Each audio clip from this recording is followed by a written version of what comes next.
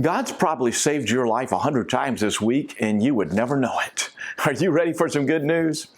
God is a father who protects his children in 1,000 secret ways all the time.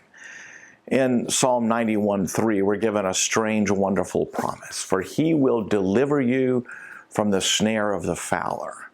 Why do we need to be delivered from the fowler's snare? Well, ancient bird hunters used a variety of traps that often incorporated decoys to lure birds into a net or other mode of capture. A trap is, by definition, a hidden ploy.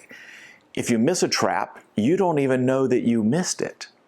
When our son was 3 years old, we went out to dinner one night, and after putting him to bed that night, I decided just to jot down all the ways that I'd saved his life in just one night. First, I'd pulled the boy back into his high chair just as he was making it tip backward, saving him a trip, certainly to the emergency room.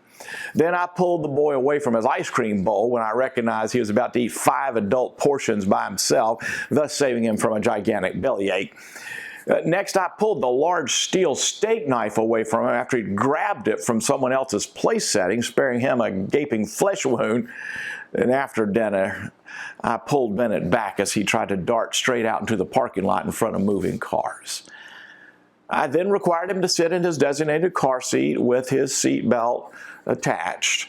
And once we got home, I continued to save him.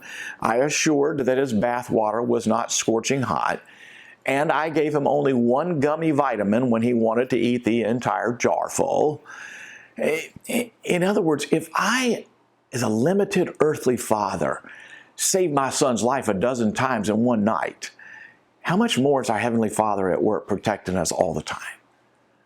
The devil may be at work setting traps, but the Lord is a Father who delivers us from the snare of the fowler.